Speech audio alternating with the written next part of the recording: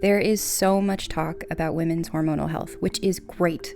But even though it's a bigger part of the conversation, most women are left even more confused about what it means for them and what to do about it, which is not so great. This confusion ends now. An award-winning German nutrition scientist created a powerful herbal formula called Hormone Harmony, which combines 12 powerful adaptogens into one single capsule. Each of these ingredients is carefully selected based on scientific evidence, and it's been proven effective in clinical studies for women of various ages and hormonal profiles. And Happy Mammoth, the company that produces Hormone Harmony, is famous for its zero-compromise policy. No GMOs, artificial fillers or flavors, or any other junk. Only science-backed ingredients in amounts that are clinically proven. The company surveyed over 1,500 women to see how Hormone Harmony helped them, and the results are mind-blowing. 86% of women started losing weight, 77% say it improved their mood, and 100% said they're feeling like themselves again. Hormone Harmony has over 50,000 raving reviews from women all over the world, with 98% of them saying they'd gladly recommend it to their friends and family. For a limited time, you can get 15% off on your entire first order at happymammoth.com. Just use the code HAPPYME, HAPPYME, at checkout. That's code HAPPYME at happymammoth.com for 15% off your entire first order.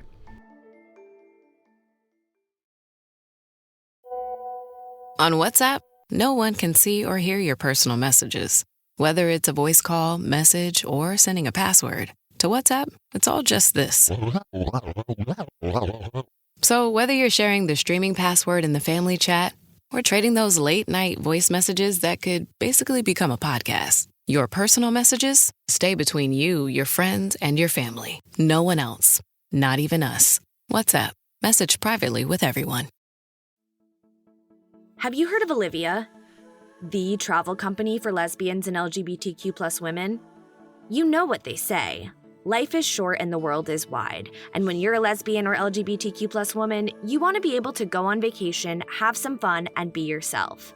Olivia Travel creates full takeovers of their cruise, resort, riverboat, and adventure vacations, so you can relax and be completely yourself. Olivia also provides the entertainment, bringing comedians and musicians from within our community. Traveling by yourself? No problem. Olivia has a robust solos program so you can travel independently, together. Single, coupled, or in a group, you'll meet amazing LGBTQ+ women who come from all walks of life yet have so much in common. Join the thousands of Olivians who travel to bucket list destinations all over the world. It's life-changing to be in the majority on your own vacation. Discover Olivia for yourself at olivia.com today. Hi everyone, this is Sarah Gabrielli here with another episode of Cruising, all about queer country western dancing. I have two guests to speak on this for you. First is Sean Monaghan, one of the founders of Stud Country. For those in the scene, you probably know that Stud Country is huge right now. It's a line dancing event that Sean and his co-founder Bailey started in LA in 2021. Since then, it's kind of blown up, and they've been able to expand Stud Country to the Bay Area and New York, which is how I heard about it. Later, we'll hear from Susanna Stein, who has been two-stepping in the queer country scene since the 1980s. She then went on to co-found Big Apple Ranch, a same-sex partner dancing venue in New York that's still running to this day. So my personal introduction to queer country western dancing was last year at Stud Country. A lot of people I know in Brooklyn were really into it, and I wanted to see what all the hype was about. People dress up in cowboy boots and denim and flannel, which was very appealing to me. But I was also so unreasonably stressed about picking up the dances. They're relatively simple and short, but at Stud Country, they ask you to already know the choreography if you're going to be on the dance floor. I spent so long on YouTube dance tutorials trying to make sure I had a few under my belt, wanting to balance my love of dancing with my absolute hatred of being bad at things. Anyway, getting there, I did forget everything I'd been practicing. It flew out of my brain. But the vibes were so good it almost didn't matter. Plenty of people didn't know the dances, and plenty of people were just practicing, hanging out, or watching from the sidelines. I'll talk a bit more about this on the tape, and both Susanna and Sean will describe these events and their origins in more detail.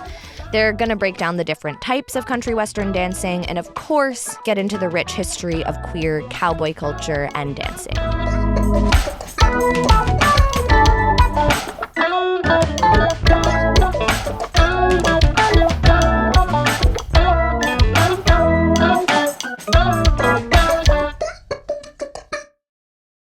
We're not really like a country themed party. We're like a dance community. I've seen relationships be born. I've seen relationships end. I've seen and a bunch of new people like create really strong friendships at Stud Country, and people organize like their own weekly practice sessions, and it's such fertile ground for community organizing. Yeah. Even beyond just dancing.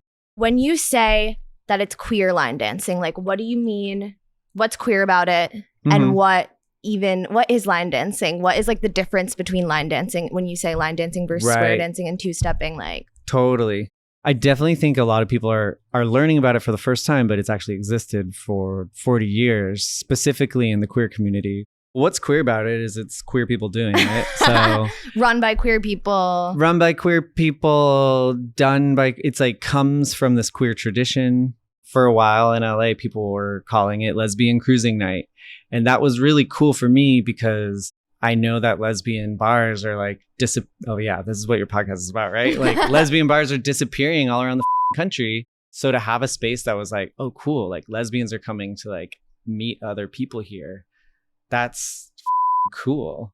What I like to say about Stud Country is it's an explicitly queer space, but it's not an exclusively queer space. So like, yeah, there's straight people that come and dance with us. But I actually think it's kind of cool when a straight guy comes and then is partner dancing with another guy. Because you don't necessarily see that at the straight clubs. You know, it's very much like don't. The leaders are boys and the followers are girls. And like, that's how partner dancing goes. But at Stud Country and at other queer country dancing clubs, you get to choose if you want to be a leader or follower, and it doesn't matter what gender you are. I think that's really fun. And that's why I think a lot of queer people are like really, really good partner dancers because they know how to follow and they know how to lead and they've done it all. There's some really incredible dancers, especially some of these older people that have been dancing for 30, 40 years. You know, they are just incredible two-steppers and it's so fun. And so two-step is partner dancing? Two-step is the main partner dance we do at Stud Country, but it's only one of the partner dances that happen at like country western clubs. You know, there's waltz, there's West Coast swing. Yeah. I've been to one and I had no idea what to expect. Cool. And so, that's good. No expectations. No expectations. Yeah. I mean, I had like, my expectations were like, I'm going to flop in front of everyone and it's going to matter. But like, no. Okay. So the most important thing for like a rookie to understand is that you like have to know the choreography in order to be on the dance floor. Yeah. I mean, I have a note about that. Okay. No, you go right ahead and give your note, of course. Well, I guess my note about whether or not you need to know the choreography is that it's like, well, it's not a free for all. You know, like there is a culture here. So it's like, what we want people to do is we want people to invest in learning the dances and like learning about the culture. And what we don't want is people to just like go crazy and run out on the dance floor and flop around and bump into each other and not really learn anything. And then also make it kind of a bad experience for everyone that does know the dance. And then also there were like 2 different times where they were teaching a dance too. So then you like everyone is in the same boat, or most people are in the same boat. That's like the great leveler. The first time you go, and this goes for everyone, like everyone knows nothing. Everyone starts at 0, you know? So over time, you just learn how to dance. It's cool. Some people like just look so good doing it. And I think that's a big part of the appeal is like you get to feel like so sexy and good. Like people are like, you know, put their own flair on it. I would like the people up on the stage. I was like, that is not what it looks like down here.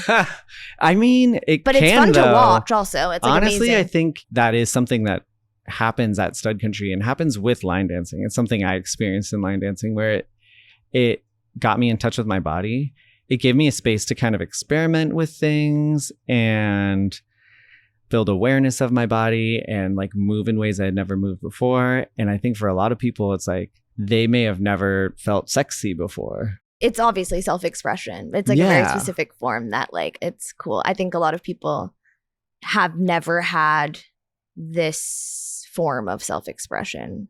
I was reading that queer cowboy culture originated in the 70s somewhere. What you were kind of getting at that. Yeah, the more I learn, the murkier it gets. But yeah, in the 70s, early 80s is kind of when it started.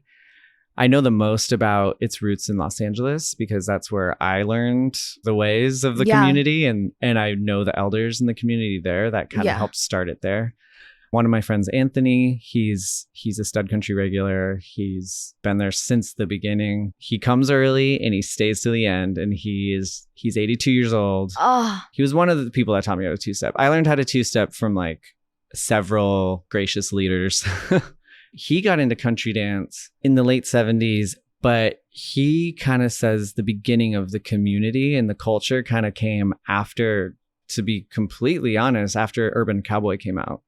And that movie came out in 1980, I believe, 1979 or 1980. That's the one with John Travolta. But it popularized it, right? It popularized country dance in the mainstream, but it really got like formalized into like clubs in the queer community, which is pretty cool. So what is, like, when I'm reading references to gay cowboy culture, like gay what cowboy does that culture mean? I mean, I think it can mean certain things. There are gay cowboys out in rural areas. Of course. That exists. There are gay cowboys that live in like communes in rural areas and in Tennessee and like radical fairies and stuff. There's also this version, and I think this is what most people think of, are like urban cowboys living in cities that identify with this like cowboy culture. Mm-hmm. And like, yeah, in the 70s for sure, like there were like several different slots you could fall into as a gay man in the 70s. And like, right. You could be like a hot Talma Finland leather guy. There were cowboy bars and Western gay bars like all over Los Angeles and San Francisco. In Los Angeles, there's a bar called Stud. That was a Western gay bar. There also was a Stud in San Francisco.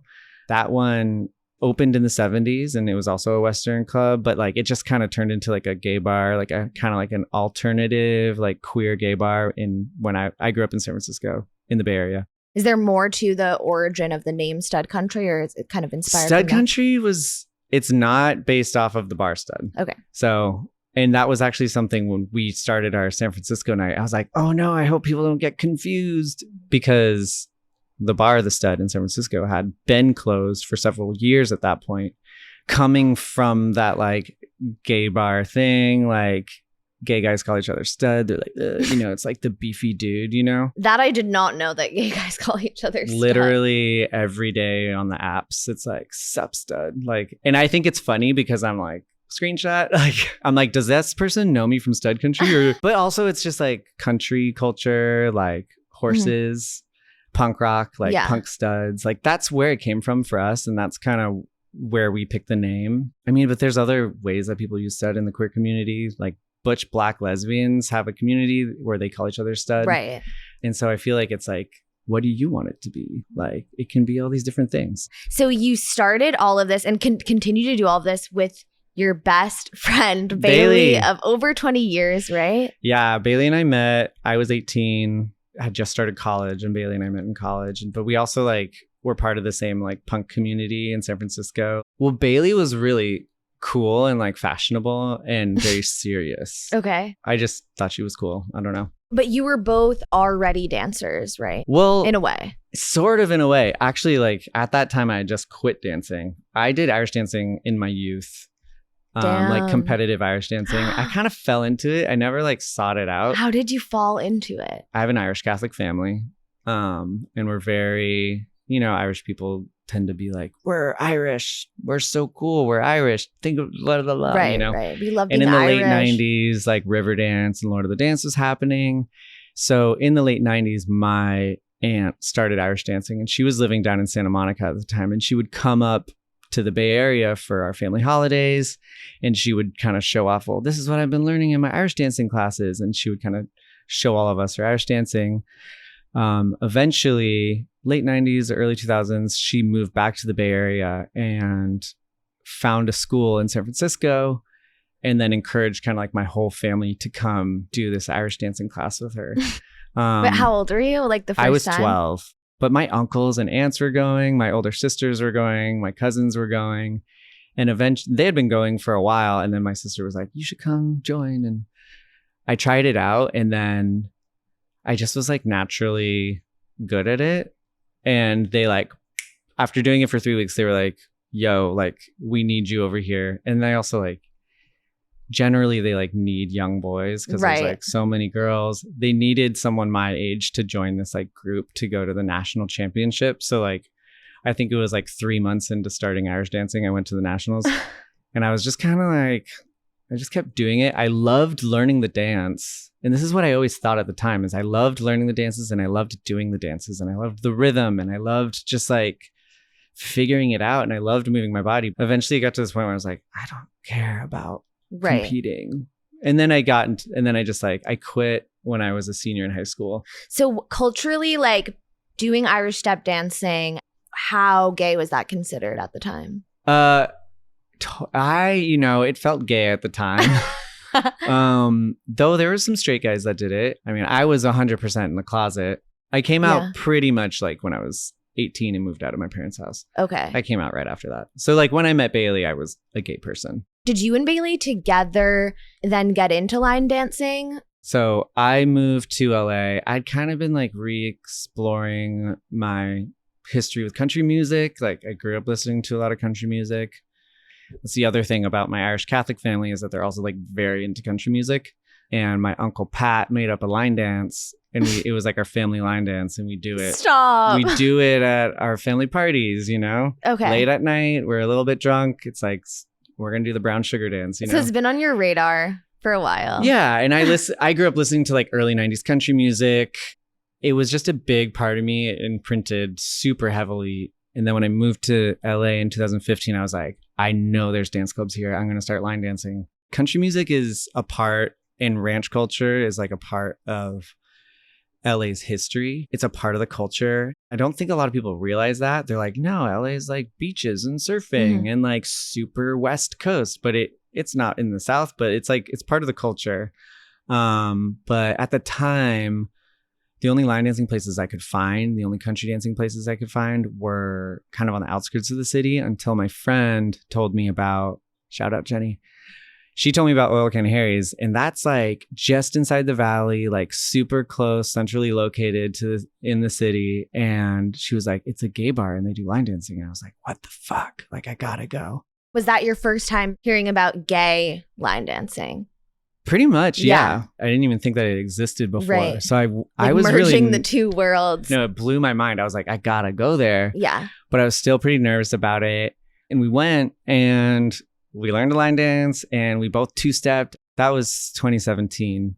Can you explain what Oil Can Harry's is? Oil Can Harry's was the oldest gay bar in Los Angeles. It opened up in 1968, and it was around for 50 years. It closed during the pandemic, 52 years.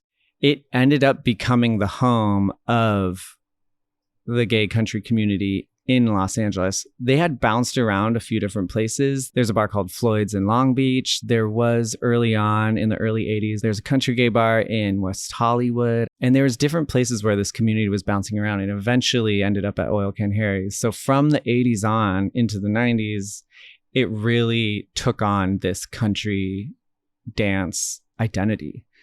And that's where I learned how to dance. It was a really cool dive bar with like wood paneling.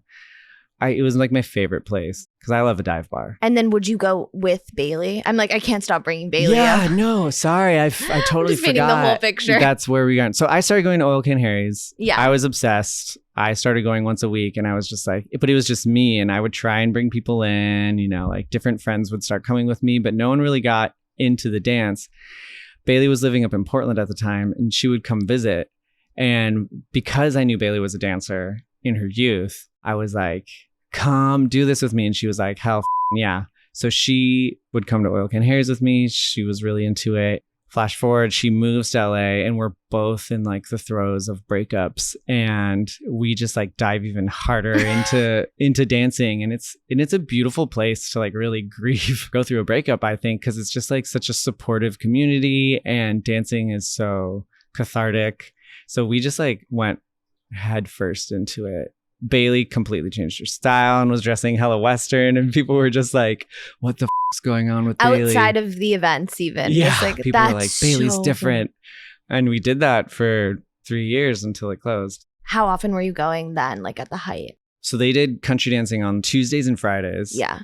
So we would go like every Tuesdays Tuesday and Friday. Fridays, yeah. We were just always like, why aren't there more people here? Why? This is our favorite thing. This Yeah. is so cool. And then the pandemic hits. And so You ever heard of it? So then what did that look like for you guys and your line dancing? So everything shut down. Right. And Bailey started hosting these like online Zoom line dancing things just to kind of like, just to do something. She really like started growing this small community with all these people from all over the world. And during that time too, while everything was shut down, going back to Oil Can Harry's was like was the thing that was giving me hope. I was like, one day I'm going to go back there. And then it closed January 4th, 2021. And that was just like so devastating. And everyone was like, oh no, we got to save Oil Can Harry's. And I think when we found out, it was already too late. When they like released the news that the building was sold, it was like done. Because people were like wanting to raise money and stuff, and it was just nothing they could do. Yeah, it's like we could have raised money. Yeah. If we knew about it ahead of time. But. Right. Especially during the pandemic. Like, I feel like people were so motivated to, I don't even know, like donate, like be involved in something. Yeah.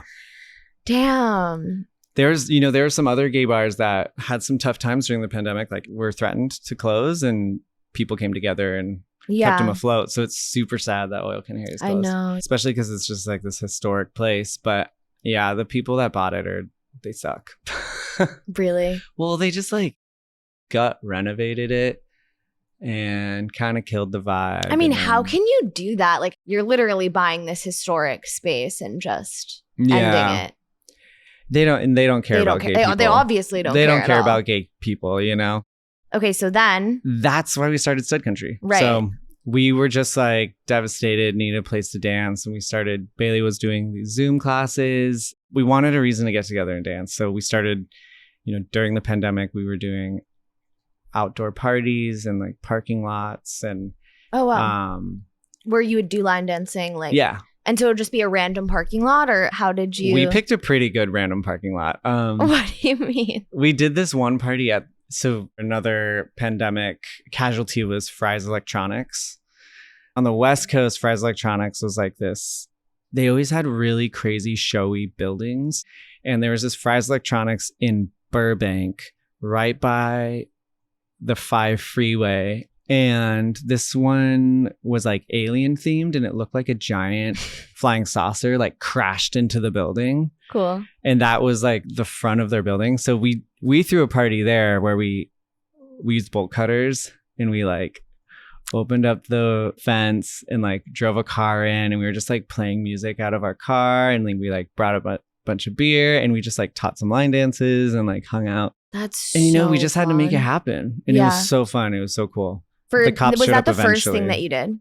Yeah, it wasn't even called Stud Country yet. Yeah, what was it? What did you call it? We just called it tailgate party. And how did you spread the word about it? Or like who was invited? Just Instagram, we had But it was public. Oh yeah. Okay. Yeah. And then people showed up and it was cool. And also some random people showed up that just saw that the parking lot was open. And so a bunch of like roller skaters and like that's bicyclists came, and they were like reusing the space, and it felt like the world was healing. How many people showed up to that first one? That was like, I don't know, 30 people. Okay. So that's when the name Stud Country was born, was that summer. We started doing weekly classes on Tuesdays, and we would just teach a couple dances. And then at the end, we'd like go over all the dances we all learned together. We kind of thought people from the Oil Can Harry's community were going to show up, but it was just 100% all new dancers, all new people that had never done it before. And then more and more people started showing up, and it was really cool to teach a new community about this culture we had been a part of. So that lasted just the summer. That was the summer of 2021. 2022, when the bars reopened, we started doing it in a bar. At this point, it's called Stud Country. Yeah. And you're like promoting it online. Mm-hmm. It's so crazy to think about that you have this like niche interest and you literally spread it to thousands and thousands, like people that would have had no idea that it even existed. Yeah. It's so cool. But yeah, really, it's all organic growth. To define that, it's like person to person. It's like word of mouth. Like people would come and then they'd share it with their friends and then they'd be like, you should show up or come check it out. It was kind of crazy. Like too many people were showing up. So we had to start a second night. So then we started doing it Mondays and Thursdays. Like you couldn't let people in even, or like there were lines up. We never didn't. But we just let everyone in. I just, my goal is like, I never wanted to have a vibe where it was like, oh, there's a line outside and people can't get in. And maybe that's to a fault.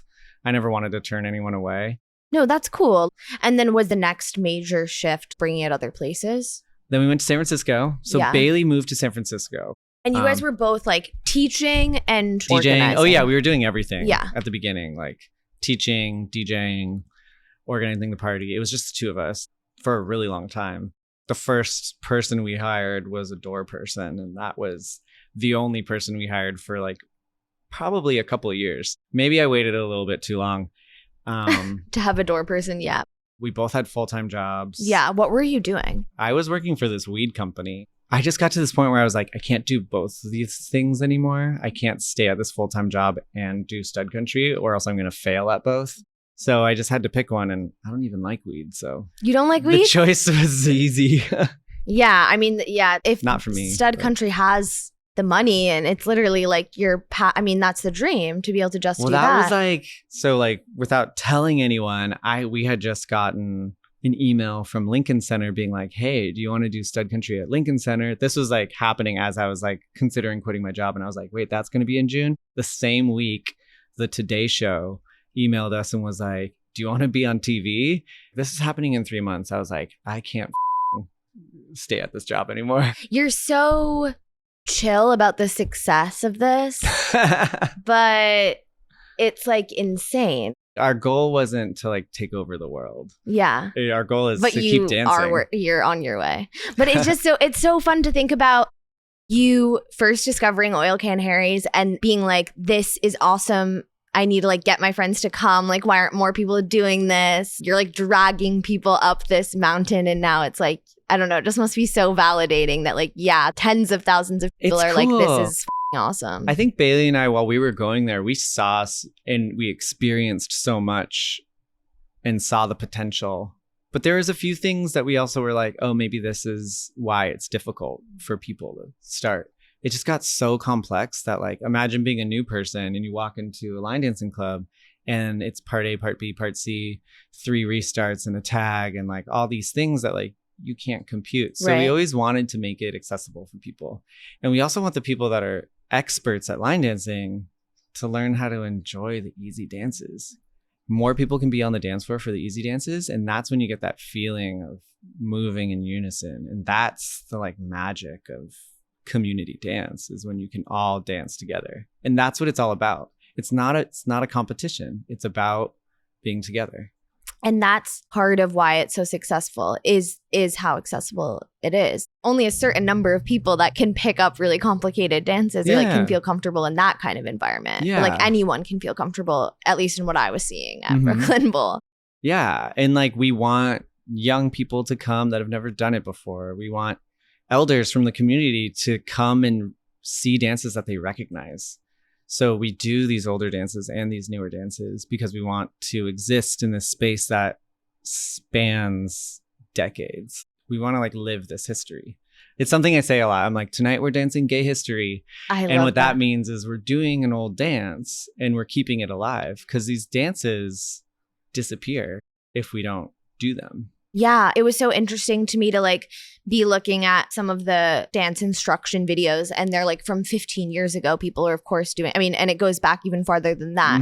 But that's something I didn't realize, that it's like so universal. So many of these dances, it's like. Yeah, a lot of them, they go way back. But like even think about it, like this existed before YouTube. Right. Like for a long time, I choreographed my own dances. There's places where you can go to post your step sheets online. And I kind of, as an experiment, I wasn't putting my dances online because I was like, well, how did people do it before? Yeah, it's interesting. It's oral history. Like, it's shared socially. Dances are taught from one person to another. Now that we're bigger and we're in several states, like, maybe we do need to put our stuff online. I'm opening myself up to it.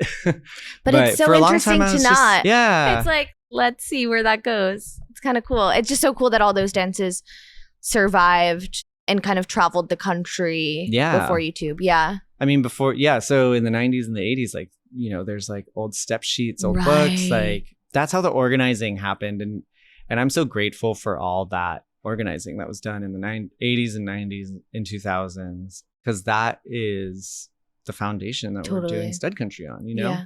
Organizing can be somewhat easy these days and quick and nimble, but the very like meaningful and intentional organizing that they did in the 80s and 90s really stands the test of time.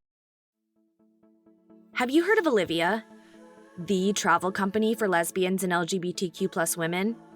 You know what they say. Life is short and the world is wide. And when you're a lesbian or LGBTQ+ woman, you want to be able to go on vacation, have some fun, and be yourself. Olivia Travel creates full takeovers of their cruise, resort, riverboat, and adventure vacations, so you can relax and be completely yourself. Olivia also provides the entertainment, bringing comedians and musicians from within our community. Traveling by yourself? No problem. Olivia has a robust solos program so you can travel independently, together. Single, coupled, or in a group, you'll meet amazing LGBTQ+ women who come from all walks of life yet have so much in common. Join the thousands of Olivians who travel to bucket list destinations all over the world. It's life-changing to be in the majority on your own vacation. Discover Olivia for yourself at olivia.com today. It can be overwhelming to manage a business, especially when you're first starting out. Your to-do list just keeps growing every day with new tasks, and that list can easily begin to overrun your life. Finding the right tool not only helps you out, but can simplify problems you haven't even encountered yet. And for millions of businesses, that tool is Shopify. Shopify is the commerce platform behind millions of businesses around the world, and 10% of all e-commerce in the US, from household names like Mattel and Gymshark to brands just getting started. With hundreds of ready-to-use templates, Shopify can help you easily build a beautiful online store to match your brand style. And best yet, Shopify is your commerce expert with world-class expertise in everything from managing inventory to international shipping to processing returns and beyond. If you're ready to sell, you're ready for Shopify. Turn your big business idea into with Shopify on your side. Sign up for your $1 per month trial and start selling today at shopify.com/realm. Go to shopify.com/realm. Shopify.com/realm.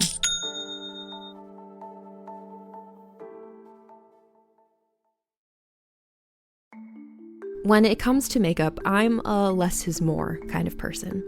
I wish I had the patience to do a full face all the time, but since that's just how I am, I always make sure that the few products I am using are the best quality.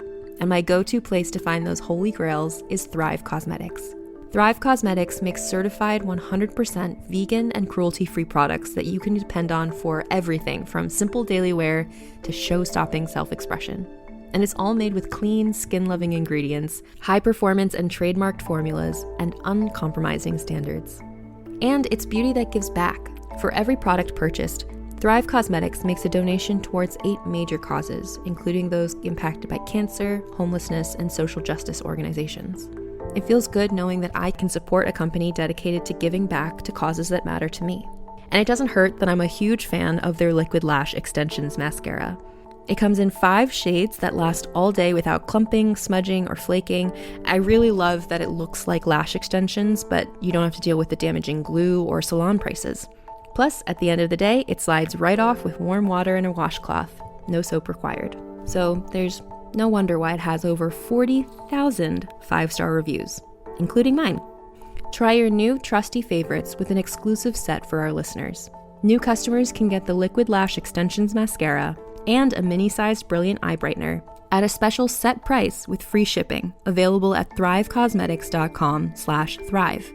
Or save more with 20% off your first order at thrivecosmetics.com/thrive. That's Thrive Cosmetics, CAUSEMETICS.com/thrive for 20% off your first order. This episode is brought to you by Polestar. There's only one true way to experience the all-electric luxury SUV Polestar 3, and that's to take a test drive. It can go from 0 to 60 in as little as 4.8 seconds with the dynamic handling of a sports car. But to truly understand how it commands the road, you need to be behind the wheel. Up to 350 miles of range, the 3D surround sound system by Bowers & Wilkins. It's all something you have to experience to believe. So book your test drive for Polestar 3 today at polestar.com. This message is sponsored by Greenlight. With school out, summer is the perfect time to teach our kids real-world money skills they'll use forever. Greenlight is a debit card and the #1 family finance and safety app used by millions of families, helping kids learn how to save, invest, and spend wisely. Parents can send their kids money and track their spending and saving, while kids build money confidence and skills in fun ways. Start your risk-free Greenlight trial today at greenlight.com/Spotify. That's greenlight.com/Spotify. I was in my mid-20s. I was living in San Francisco, and a friend of mine, I was playing in a string quartet with her, and she said, hey, let's go to the Rawhide. And this was, I didn't know what it was, but it turns out it was a gay country western bar. Every night there was dancing with a dance floor. And I said, I don't dance. I don't like country music. I don't want to go. But she made me go. And I was like kicking and screaming going in there, and I was dancing on my way out. So I fell in love with it. Up until that point, you thought that you didn't like dancing because at all. I didn't, and I still don't like freestyle dancing. Just do whatever you want to whatever the music is. That's not my thing. And so I thought, no, I don't dance, but I like the structure of partner dancing. This is not line dancing so much, but the same is true for line dancing. This sort of built-in structure that then you can improvise out of, rather than just you're totally free, because that's not really me. So can you describe the scene that you walked into and like kind of anything you remember from that? Well, it's a little while ago, but so you walk through the bar first, and there were people sitting around at the bar, and then there's this dance floor. I think we went to the lesson. I think it was a swing lesson, and I learned to swing, and then all night they're just playing country music and everybody's dancing. It's not unlike what there is now, but the difference is that this was like a 7-night-a-week country western gay bar. People of all ages, not racially very diverse, men, women, but it's kind of good, clean fun. There's not a lot of drinking or drugs because you have to be pretty on to be able to do it. But so it's a different kind of culture, I think, from bar culture or, the big raves. And it's a connection with a person, the partner dancing at least, where you're touching them for these 3 minutes and you're connecting. It's a really nice connection with this other person for a few minutes until you move on to the next one. I mean, it's so cool because it's nightlife, it's dancing, but it's just absolutely not centered around substances. Right. Like it's the opposite of that. It is. It's the opposite because, if I even drink a beer, my legs lose their strength. They're fine. I wouldn't notice if I weren't dancing. I'd be fine. But when I try to dance, I'm like, oh, I don't have the precision that I need and the energy in my muscles that I need, which means that it's not a very good equation for a bar. Right. Bars, I don't think they really survive if they're into the dancing. Drinking has to be first for them to make money. And then if you get a lot of dancers, they come and maybe they buy a water, maybe 2 waters, but they don't buy a lot of alcohol, which is where the money is made. So that's a tricky equation for venues. And had you been around gay, lesbian bars before that? Somewhat. I was living in San Francisco. Yeah. I had been to, Amelia's, I think, in the Mission. Is that still around? I know Maud. No, but it's historical. It was owned by Ricky Stryker, the same owner of Maud's. If you saw Maud's. Last Call at Maud's. Yeah, I wasn't a big bar person. I was a classical violinist. I was for violinists to go to bars too, but I wasn't really into the bar scene.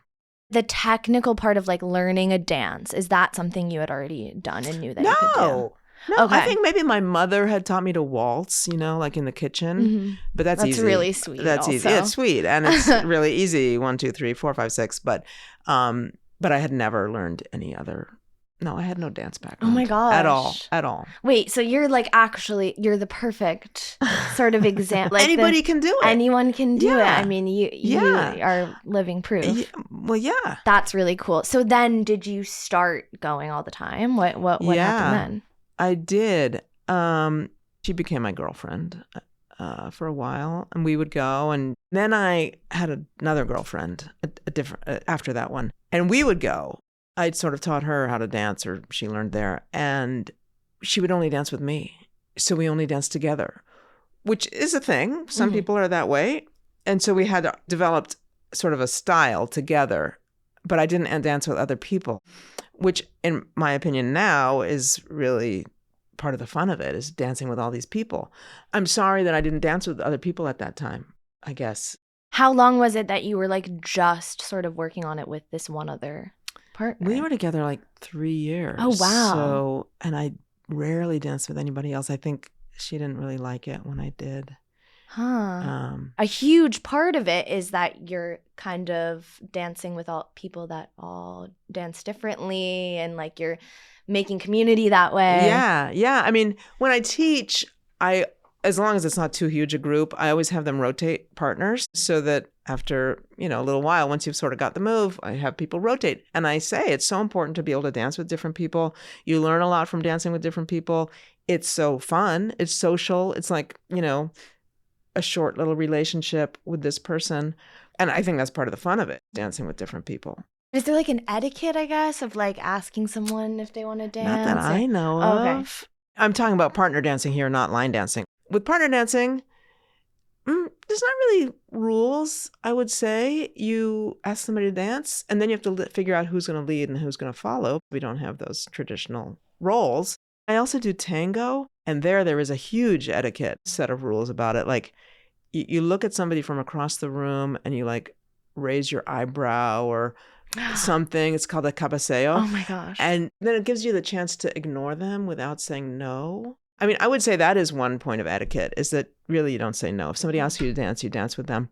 If there's some reason, like you have danced with this person and they hurt your shoulder or something, then you could say no. But you might say, I'm sitting this one out. But then if you say that, you can't dance with somebody else. You have to sit that one out, yeah. And then what happened when you like got back out there for the first time, single? Well, I moved to New York, and there wasn't much country western dancing happening at the time. This was 1991. So Cactus Club was just starting, and they had a gym, a Catholic school gym on West 13th Street. Tons of people, hundreds. I started teaching there, two-step, and we were there for some years. And then some of the parishioners saw, I guess somebody had left some flyers or something for, I don't know, GMHC maybe? It was some clearly gay thing, but I don't know that it was like a sex thing. It was just gay. And the parishioners were like, what are these gay people doing in our gym of this Catholic church? And so we were out. Because it was kind of being like rented out. Yeah, they would rent it every week, every Saturday night. So that was a big loss. But they found a dance studio, which was on Irving Place at the time, called Dance Manhattan. And they started renting that place. Was the culture a really big thing at the time? Were there other It was, groups doing yeah. In the 90s, it was big in the gay community. And I think in the straight community too. There was a straight place called, or not straight, but it was not gay, called Denim and Diamonds. And we would go there, and it was a lot of fun, and they were accepting of us. I don't know that the guys would follow so much, though. That was kind of a bigger stretch then, because I would lead. I don't think the men followed. That would be pushing it. Dancing with women? Yeah, I would ask the women who were there to dance, and I was a pretty good lead, so they were happy to do it. I mean, I've found that to be the case all the time, that women are always happy to dance with me, basically. And men are too. I mean, I can follow too. And I think I'm a maybe more gentle lead than some of the men that they're used to. Did you get a sense as to when the queer line dancing was starting to become popularized? Was it then, or was it in the 80s? It was around then. No, it was more certainly in the 90s, but it was starting in the 80s. Maybe it started in the West Coast more. There's this theory that when the economy goes south, country western culture and dancing and garb go north and become more popular. And I haven't done a study of that. I don't remember what the economy was doing. But there have been moments that have caused it to increase, like Urban Cowboy, Brokeback Mountain. These things have sort of brought it up in the general culture, and people are like, oh, where can I go where I can wear cowboy boots and jeans and, see cute guys or whatever. Do you think it's the aesthetics ultimately that appeals to gay people, or the kind of the cultural overlap? Yeah, it's a little bit of a mystery of why the gay world has been so embracing of country western music and dancing. Because some of the music, could be taken as a little offensive. It's certainly very straight. It was. Maybe it's loosened up. And that culture is not where you'd think gay people would feel embraced. But I think that the dancing is, especially the partner dancing, it's a way to connect with people. It's an alternative to the bar scene, which was kind of the only thing there was. For us, we're so free to lead, to follow. I mean, I think for straight people, the man leads, the woman follows, and that's it. And I sometimes feel really sorry for those people, because from my teaching, I have seen that it's not always the right role for those people. Often the women want to be in charge and have a vision of what's happening, but they're not leading. Mm-hmm. And they try to lead, and then there's just a big fight. And I'm so glad that I'm not restricted by those roles. I can lead, I can follow, depends on my mood, depending who I'm dancing with. Yeah, you can just make that decision based off of what makes sense and not body parts. It makes a lot more sense. It's such a strict role for them. So I don't know if that's appealing to queer people more. Okay, so let's get back to New York in the 90s. Yeah. So the two guys that were producing Cactus Club had a falling out, and one of them kept the space and the other one went to a different space. That was a whole schism that was very dramatic and uncomfortable. Because the community then Yeah, exactly. And it's not that big a community that it can afford to have two sort of competing places. And then there was some drama between Gotham Rodeo and Dance Manhattan, and Gotham Rodeo was no longer, and Dance Manhattan approached me and Dean Deason, who was working at the front desk, or I think or at the bar, or doing both, a little both, approached us and asked us if we wanted to start a new club in the space, because they had this issue with the other one. And we're like, oh, okay, we have to continue dancing, so okay. And we took a week or two and then started Big Apple Ranch. Really? Yeah. You just went for it. Yeah, because we couldn't not have a place to dance. Yeah. It was up to us to make sure there was a place to dance. So Dean and I ran it for a few years and then brought on John Lee, and John and I are still running it. And I'm not around that much anymore, and some other people are sort of getting more involved, and hopefully there'll be, it'll continue even after we're tired of it. Yeah, I'm sure. At this point, I'm sure it will. So how did you do it? How do you spread the word about that? Yeah, well, that's before social media too. Yeah. So how did we? Pamphlets. I don't know. Yeah. Word of mouth has been our primary way of advertising. We have a mailing list. We used to send out postcards, paper postcards, when we would have big events coming up. We were open every week. So once a month, we would have a theme night, and we would donate the proceeds to a nonprofit. So we'd get involved with those nonprofits sort of as a way to build up our clientele and also to help the community. And we used to get, a lot of people. We do now, but there was time in between then and now when we didn't get so many people. But we could never really figure out how to reach people because it's a weird thing to do. So if you have an ad that says, hey, come partner dancing, come country western dancing, people are going to think what are you talking about? The way I did when I first started. I'm like, no, but this friend dragged me. And it really depends on people bringing friends, because otherwise it's kind of a weird thing to do unless you see it. And that's hard to do. It's just really hard to understand what it's actually like. And it may not appeal to most people unless their friend says, this is really fun. You have to come. Can you sort of break down the experience of going to Big Apple Ranch and how often do you guys have it? What is it? What's the experience like there? Yeah, so it's once a month. It's the second Saturday of every month. We are in a big dance studio that's on West 37th. It's 320 West 37th. A big space, beautiful space. And the regulars are older and primarily men and all kinds of other people too. When was the dip of attendance? Well, we used to be every week. And then Dance Manhattan lost its lease in, I think, 2017. And for a few years before that, it was kind of limping. And then we moved into a smaller space and still not a ton of people. And then it was COVID. And then we went into this really big space, but we were able to have enough people and able to make the rent. And now it's quite popular. During COVID, did you just stop entirely? Yeah. I mean, there's nothing worse than partner dancing in terms of transmission of disease. Really. I mean, you're breathing in somebody's face. You're breathing heavily because you're working hard. You're face to face. I mean, it's just a terrible idea for COVID. I know Stud Country they started doing virtual line dancing, but obviously regular line dancing is extremely conducive to Zoom versus partner. Right. You obviously can't. You have to have your own friend with you. Or something. Yeah. It's, I mean, the partner dancing is, a line dancing lends itself well, you're right, to social distancing. You could easily stand 6 feet apart and line dance or be in your own house and be at a line dance class. Works much better for COVID than partner dancing does.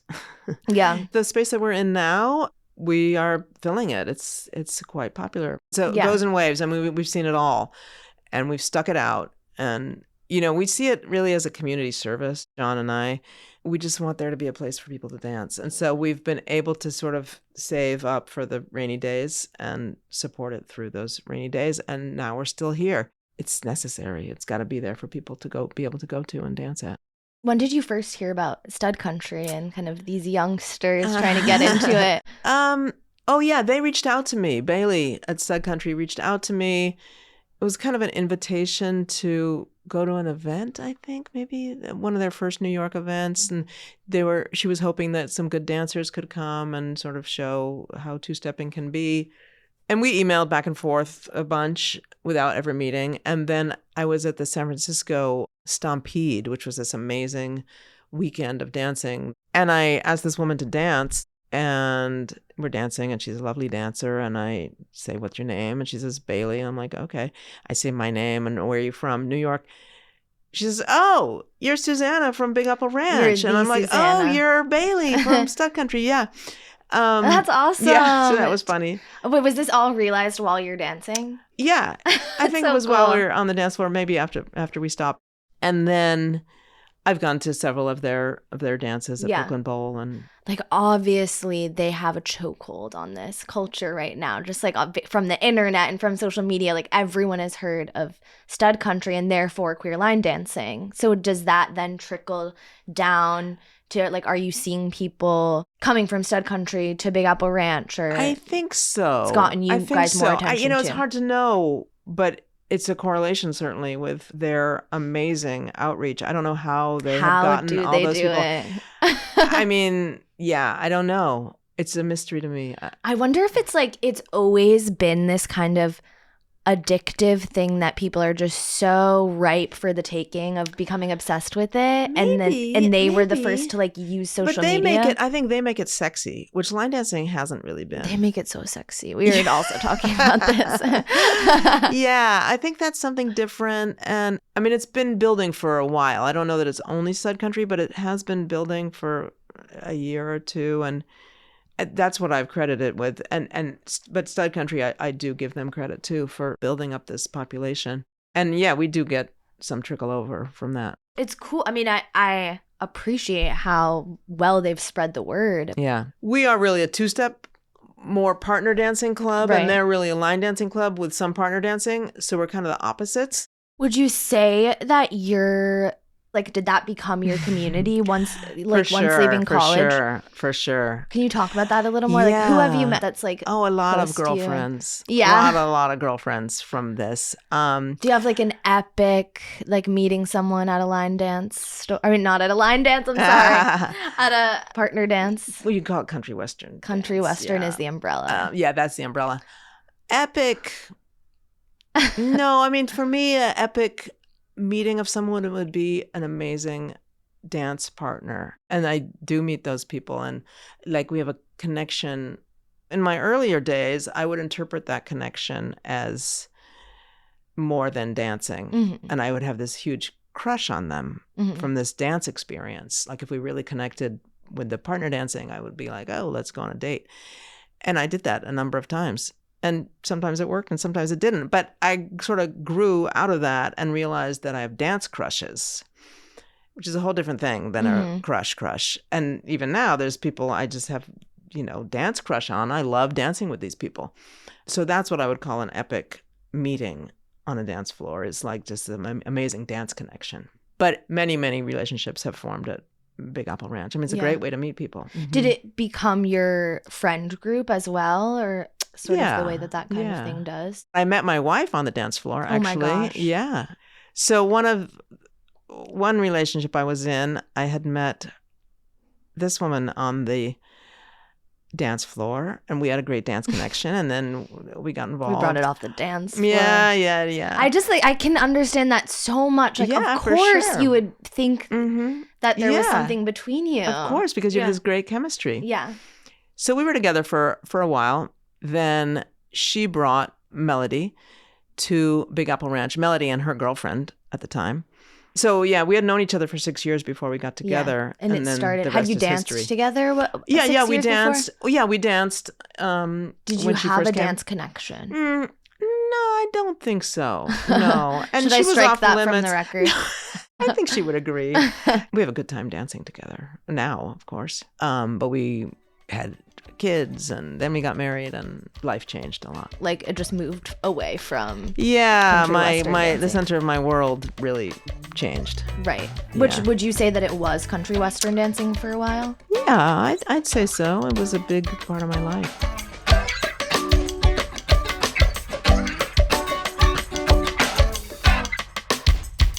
Thank you to our sponsor, Olivia Travel, the travel company for lesbians and LGBTQ+ women. If you like this episode, please consider leaving us a 5-star review. It really helps others discover our podcast.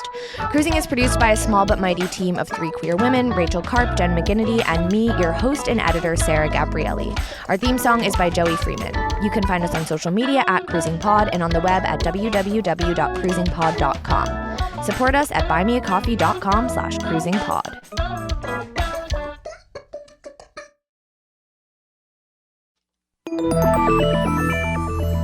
Can you actually change your personality if you want to?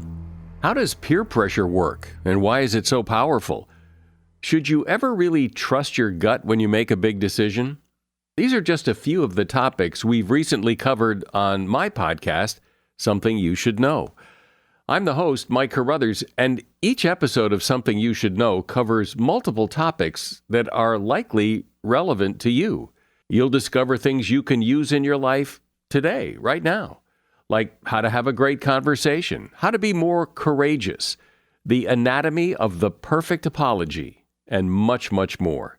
To date, there are over 1,000 episodes of Something You Should Know, and we've gotten over 4,000 mostly 5-star reviews.